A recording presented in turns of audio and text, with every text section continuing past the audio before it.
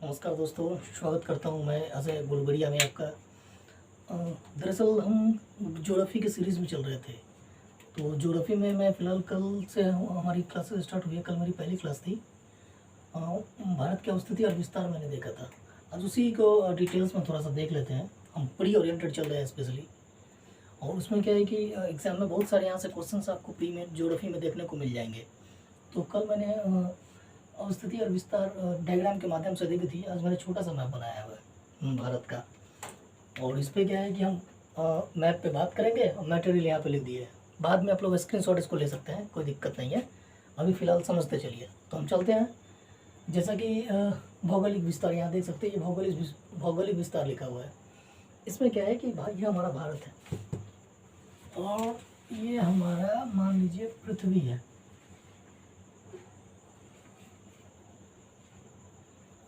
ये देशांतर रेखा है, ये अक्षांश रेखा है। ये ईस्ट है, वेस्ट है, नॉर्थ है, साउथ है। तो भारत हमारा यहाँ पे है। जैसे कल मैंने बताया था आपको, उत्तर पूर्व में पड़ता है। तो और ये उत्तरी गोलार्ध में, ये देख लीजिए। हाँ, ये उत्तरी गोलार्ध में, ये नीचे वाला दक्षिणी गोलार्ध बोलते हैं। प्राचीन काल में आप देखेंगे जब पृथ्वी का निर्माण हुआ तो हमारा भारत जो है गोंडवाना लैंड का हिस्सा है। ये नीचे वाले, ये है ना देशांतर रेखा, इसके नीचे वाले भाग को हम गोंडवाना लैंड बोलते हैं और इसके ऊपर वाले भाग को हम लॉरेंसिया या यूरेशिया बोलते हैं। तो भारत किसका हिस्सा है? गोंडवाना लैंड का हिस्सा है। ये देख लीजिए, उत्तर भारत उत्तरी गोलार्ध में गोंडवाना लैंड का हिस्सा है। ठीक है। और ये जो पूरी भूमि है भारत की, जो पृथ्वी पर हमें प्राप्त है, ये है 32,87,263 वर्ग किलोमीटर। ये पूरा हमारे पास 32,87,263 वर्ग किलोमीटर, जो कि समस्त पृथ्वी का मात्र 2.4% है। आप यहाँ देख सकते हैं 2.4%। कुल भूमि जितना पृथ्वी पे भूमि है 29%, उसमें मात्र 2.4% ही हमारे पास है। और इस 2.4% भूमि पे आपको मालूम होनी चाहिए, हमारी आबादी जो है 17.5% आबादी इस पे निवास करती है, जो कि विश्व में भारत दुनिया की दूसरी सबसे बड़ी आबादी है। चाइना हमसे आगे है, पहले नंबर पे है। और हालिया एक रिपोर्ट आया, उसमें यह बताया गया है कि 2027 तक हम पहले नंबर पे होंगे पॉपुलेशन के मामले में। तो देख लीजिए। और भूमि कितनी है हमारे पास? 2.4% पे 17.5% जनसंख्या निवास कर रही है। विश्व में क्षेत्रफल के आकार में हम 7वें नंबर पे है। पहला नंबर पे रसिया है। उसके बाद चलिए हम आते हैं अक्षांशीय विस्तार पे। अब अक्षांशीय विस्तार देखते हैं। जैसे कल मैंने बताया था, ये 8 डिग्री 4 मिनट उत्तरी अक्षांश से 37 डिग्री 6 मिनट उत्तरी अक्षांश तक है। ये देखिए, ये यहाँ से 8 डिग्री 4 मिनट 37 डिग्री 6 मिनट, ये हो गया उत्तरी अक्षांश से उत्तरी अक्षांश। शब्द देखना आप, उत्तरी अक्षांश है ना, 8 डिग्री 4 मिनट उत्तरी अक्षांश से उत्तरी अक्षांश इधर आते हैं 68 डिग्री 7 मिनट से, यहाँ पे लिख देता हूँ, आपको यहाँ पे दिख नहीं रहा होगा, मैं थोड़ा ऊपर ही लिख देता हूँ इस साइड में, 97 डिग्री 25 मिनट। यह है पूर्वी देशांतर। पूर्वी देशांतर क्या है? इस साइड में है हम। देखो इस एरिया के मिडिल पृथ्वी के एक देशांतर रेखा बीच से आप खींचेंगे तो इसके पूर्वी भाग में हम पढ़ते हैं, इसलिए होता है पूर्वी देशांतर से पूर्वी देशांतर। और इसको बोलते हैं उत्तरी अक्षांश से उत्तरी अक्षांश। क्यों? क्योंकि ये उत्तर में पड़ता है, इसीलिए। ठीक है। तो उम्मीद करता हूँ ये अक्षांशीय विस्तार आप समझ गए होंगे और देशांतरीय विस्तार भी समझ गए होंगे। देशांतरीय विस्तार, ये पूर्वी देशांतर से पूर्वी देशांतरीय, जैसा कि मैंने बता दिया आपको। अब आते हैं भौगोलिक विस्तार, फिर से देख लेते हैं। कल मैंने बताया था आपको, लंबाई हमारी जो है यहाँ से इंदिरा कौल से केप कोमोरिन, इसको कन्याकुमारी भी बोलते हैं, इस नाम से भी जाना जाता है। 3214 किलोमीटर मैंने कल बता दिया था आपको, 3214 किलोमीटर। और ये देखो, ये अरुणाचल प्रदेश में गौरमोता एक जगह है, वहाँ से गौरमोता नहीं, अरुणाचल प्रदेश में किबुतु, और गुजरात में गौरमोता तक, यहाँ तक 2933 किलोमीटर ये लंबाई है हमारी। ये हमारी उत्तर से दक्षिण, पूर्व से पश्चिम। कुल लंबाई हमारी दोनों साइड से इतनी है। उसके बाद चलिए हम आते हैं इसका ज्यामितीय आकार देख लीजिए। आपको मालूम हो ज्यामितीय आकार हमारा चतुष्फलकीय है। ये सीधा कई बार क्वेश्चन देखने को मिल जाएगा आपको कि भारत की कैसी आकृति है, तो चतुष्फलकीय है ना, ठीक है। इसलिए इसको चतुष्कोणीय बोलते हैं, एक तरह से 4 कोने वाला है ना, 1 2 3 4, इसलिए चतुष्कोणीय बोलते हैं। चलिए हम आते हैं इसके बाद यहाँ तक ठीक है। हम कोशिश कर रहे हैं कि बहुत ही शॉर्ट में चलने का, ज़्यादा लंबा और लेंदी नहीं कर रहे हैं। ये प्री ओरिएंटेड काफ़ी है, ये सबसे ज़्यादा क्वेश्चन मटेरियल है। कोशिश करिए कि देख के याद हो जाए। ये सब कई बार आपको प्रीवियस ईयर क्वेश्चंस देखेंगे आप, तो आपको देखने को मिल जाएंगे, जैसे बीपीएससी वगैरह में या एसआई में या बीएसएससी में, इस सब में आपको इस तरह का क्वेश्चन देखने को मिल जाएंगे। इसलिए मैंने नॉर्मली लेके चलो, मैं ज़्यादा क्लिष्ट नहीं कर रहा हूँ इसको। आप इत्मीनान से पढ़िए, कोई दिक्कत नहीं आएगा। चलिए तो हम अब आते हैं कर्क रेखा पे, ठीक है। आपको मालूम हो कर्क रेखा 23.5 डिग्री, ये भारत को यहाँ से कर्क रेखा बीचों बीच 2, यहाँ से देख लो, यहाँ से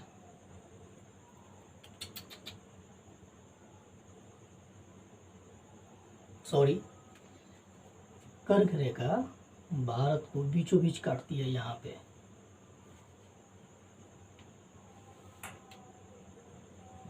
23.5 डिग्री पे है ये, 23.5 डिग्री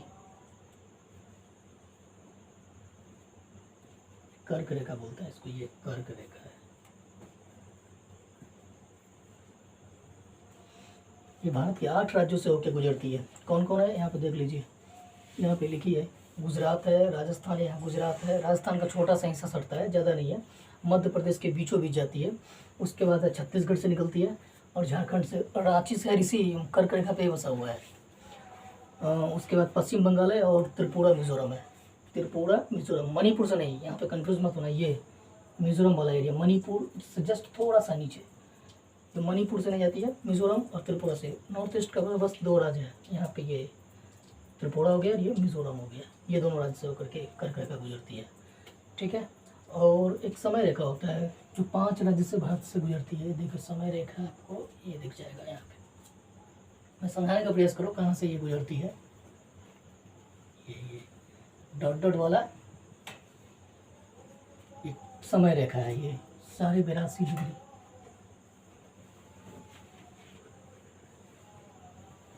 साढ़े 82 डिग्री आगे है हम लोग ग्रीनविच टाइम से। तो ये भारत के 5 राज्य होकर गुजरता है। कौन कौन 5 राज्य देख लेना। उत्तर प्रदेश में प्रयागराज के पास मिर्ज़ापुर में, अगर आप यहाँ पे जाएंगे ना तो आपको प्रयागराज में ये एक बोर्ड है, वहाँ लिखा हुआ है। अब मुस्कुराइए, आप मानक समय रेखा पे हैं। तो चलिए उत्तर प्रदेश से गुजरती है, उसके बीचों बीच आ जाइए, मध्य प्रदेश से गुजरती है, फिर छत्तीसगढ़ से गुजरती है, उड़ीसा से, और लास्ट में ये आंध्रा है। ये मैंने लिख भी दिया, ये उत्तर प्रदेश, मध्य प्रदेश, छत्तीसगढ़, उड़ीसा और आंध्रा। वैसे इसको याद करने का एक ट्रिक है, बहुत सुना होगा आपने। ये 8 राज्य ऐसे लोग याद नहीं कर पाता है सही से, मैंने सीरीज में ऐसे लिख दिया इधर से उधर तक, लेकिन एक ट्रिक आती है इसकी। एक मित्र पर गमछा जार, मैं लिख देता हूँ मित्र, इसमें 8 राज्य के नाम आ जाते हैं। मित्र पर गमछा झार, देखिए मित्र पर गमछा झार, मिजोरम, त्रिपुरा, पश्चिम बंगाल, राजस्थान, गुजरात, मध्य प्रदेश, छत्तीसगढ़ और झारखंड, ठीक है। ये शॉर्ट ट्रिक है, आप लोगों को हो सकता है मालूम हो, ये बहुत फेमस है, सब लोग जानते हैं। चलिए और नीचे तो याद करने का और आसान तरीका है। उत्तर प्रदेश, मध्य प्रदेश, आंध्र प्रदेश, मतलब 3 प्रदेश और 2 छत्तीसगढ़ उड़ीसा। याद रखिए 3 प्रदेश, उत्तर प्रदेश, मध्य प्रदेश, आंध्र प्रदेश, छत्तीसगढ़ और उड़ीसा। बहुत कितना आसान है। ये 5 राज्य आपके मानक समय रेखा से गुजरते हैं, मतलब मानक समय रेखा आपके 5 राज्यों से गुजरती है, जो ये है यहाँ पे पड़ता है। ये ग्रीनविच मीन टाइम लंदन में पड़ता है। लंदन से हम 82.5 डिग्री पे पड़ते हैं, ये भारत की। और ये समय में 5.5 घंटा हम लंदन से आगे रहते हैं, और लंदन हमसे 5.5 घंटा पीछे है। अभी भारत के पास एक ही मानक समय रेखा है, लेकिन नॉर्थ ईस्ट वाले समय रेखा की मांग कर रहे हैं अलग से, लेकिन अभी तक माना नहीं गया है। हो सकता है भविष्य में मान जाए, लेकिन अभी फिलहाल हमारे पास एक ही मानक रेखा है। ठीक है, और भी देखो से, तो चलिए आगे हम अब आगे देखते हैं। जैसे कि कल मैंने बताया था आपको वीडियोज़ में, कल की क्लासेस में हमने चर्चा की थी जलीय सीमा स्थलीय सीमा की, तो उसी को मैंने अब आज लिख भी दिया है कि 15,000 कुल स्थलीय सीमा जो है ये हमारा भारत का कुल स्थलीय सीमा हमारा 15,106 किलोमीटर है। और जलीय सीमा ये बंगाल की खाड़ी है,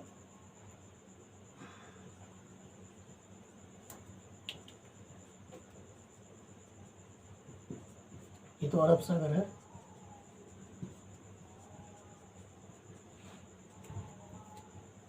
अब इसमें क्या है कि चलिए टोटल अब देख सकते हैं गुजरात वाला एरिया से लेकर के यहाँ तक पश्चिम बंगाल तक हमारा, और ये इधर यहाँ पे है ना अंडमान निकोबार, और ये इधर लक्षद्वीप, ये इसका भी इंक्लूड करके टोटल 7516.7 किलोमीटर हमारा समुद्री एरिया है, समुद्री सीमा है।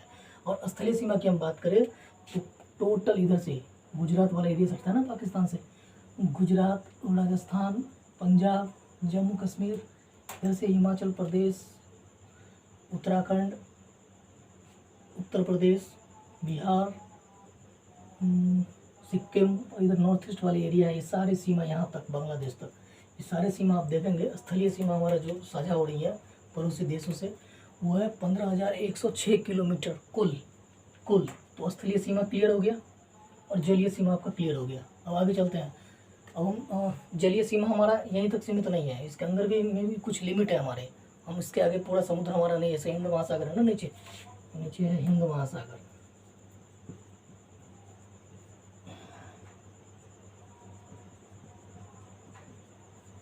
ये पूरा हमारा नहीं है, इसमें कुछ दायरे बने हुए हैं, उस दायरे तक ही हम जा सकते हैं, उसके एक्स्ट्रा के बाद पूरा इंटरनेशनल हो जाता है। तो चलिए देखते हैं, उसको बोलते हैं हम लोग प्रादेशिक सीमा से शुरुआत करते हैं।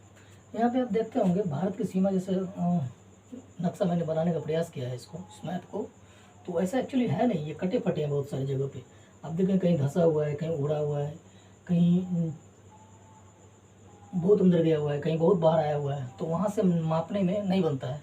तो इस आधार रेखा खींची गई है, एक ऐसे मतलब मान लिया गया है कि एक आधार रेखा है एकदम सीधी ऐसे, जैसे इसके इर्द गिर्द में बगल में मान लेते हैं ऐसे, यहाँ से एक आधार रेखा खींची गई है। यहाँ से आप सीधा आएंगे 12 नॉटिकल, इसको प्रादेशिक सीमा कहते हैं, 12 नॉटिकल अंदर आएंगे ना, नॉटिकल 12 नॉटिकल मैं अगर यहाँ से चलूँ आधार रेखा से तो प्रादेशिक सीमा वो कहलाएगा। आधार रेखा से 12 नॉटिकल आगे जाने पे प्रादेशिक सीमा कहलाता है। उसका ये प्रादेशिक सीमा मान लीजिए यहाँ है, अब यहाँ से 24 नॉटिकल अंदर जाएंगे, यहाँ से नहीं, यहाँ से 24 नॉटिकल मील को मान लेते हैं यहाँ तक, इसको बोलते हैं हम संलग्न क्षेत्र। यहाँ से लेके ये 12 नॉटिकल से लेके यहाँ तक बोलते हैं संलग्न क्षेत्र। आधार रेखा से 12 नॉटिकल अंदर तक बोलेंगे प्रादेशिक क्षेत्र, और संलग्न क्षेत्र से लेके मान लेते हैं यहाँ तक, अंदर आपको दिख नहीं रहा होगा, मैं इसे बताया तो यहाँ तक पूरा आगे 200 kilometre, sorry 200 nautical metre, 200 nautical metre तक जाएंगे तो उसको बोलेंगे हम अनन्य आर्थिक क्षेत्र। यहीं पे शोध संस्था वो जो होता है ना, क्या बोलते हैं, भारत सरकार जो अपना कुछ खोजते रहता है, जैसे कि कुछ परीक्षण करना होता है, कुछ तेल वगैरह निकालना होता है, या अंदर से कुछ भी खोजना होता है, तो यही 200 नॉटिकल मील तक वो अपना कर सकता है। उसका 200 नॉटिकल मील के बाद वो इंटरनेशनल होता है, वो ओपन एरिया है, सारे उसमें फिर सारे देश का अधिकार हो जाता है उस पर, मतलब सारे लोग खुल के कुछ भी कर सकते हैं, वहाँ कोई बाउंडेशन नहीं है। लेकिन इस एरिया में ये 200 नॉटिकल मील तक अगर किसी की जहाज़ इसमें आ जाता है भारत में, हिंद महासागर में, तो भारत उस पर टैक्स ले सकता है, कस्टम लगा देता है वहाँ पे। ठीक है, तो चलिए यहाँ तक उम्मीद करता हूँ क्लियर हो गया होगा, नहीं आया होगा तो कमेंट करके आप मुझे बताइए। ठीक है, आगे चलिए देखते हैं। अब आर्थिक अनन्य क्षेत्र हमारा 200 किलोमीटर, उसे यहाँ लिखा भी हुआ है, उसको मैंने मैप पे समझाने का प्रयास किया है आपको। अब चल आते हैं, ये हमारा भारत है, और भारत की जलवायु कैसी है। तो भारत की जलवायु है मानसूनी, और मानसूनी आपको मालूम हो 1 जून को केरला से दक्षिण पूर्व मानसून बोलते हैं इसको, सॉरी दक्षिण पश्चिम मानसून बोलते हैं।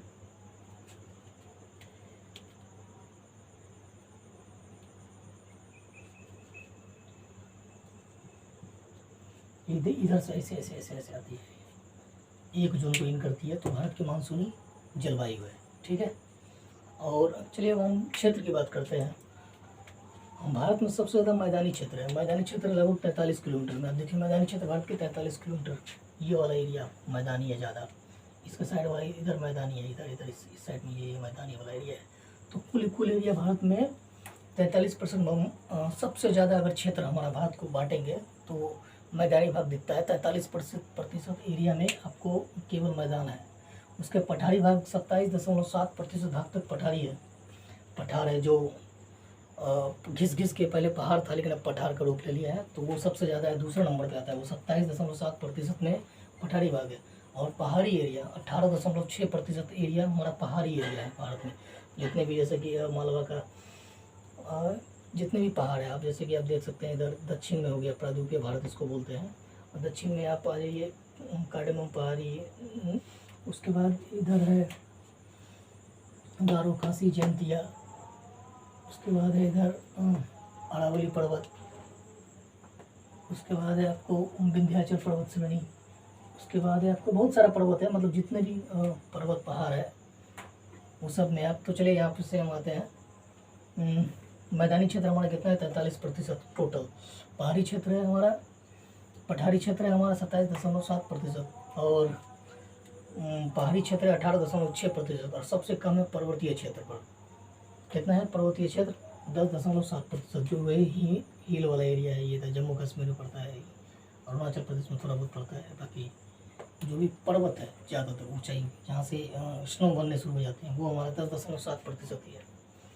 ठीक है, तो दोस्तों आज के लिए इतना ही रखते हैं। बाकी देखते हैं फिर कल क्लासेस लेके आएंगे, थोड़ा बहुत छोटी छोटी क्लासेस लेके आएंगे। आप लोगों को भी ज़्यादा बर्डन या बोरियत नहीं लगेगा, और चलते फिरते कहीं भी गाड़ी में, रास्ते में कहीं भी चलते फिरते सुन लेंगे या देख लेंगे तो काफ़ी है। और बाकी आप लोग से एक रिक्वेस्ट है कि चैनल को सब्सक्राइब करिए प्लीज़, हम लोगों की बढ़ावा दीजिए, क्योंकि आप लोग बढ़ावा देंगे तब हम लोग आगे बढ़ पाएंगे। और ये हमारा छोटा सा प्रयास है, तो उम्मीद करता हूँ अच्छा लगा होगा। Thank you so much. बाकी लाइक, सब्सक्राइब और शेयर तो बनता है। ठीक है, थैंक यू, गुड नाइट।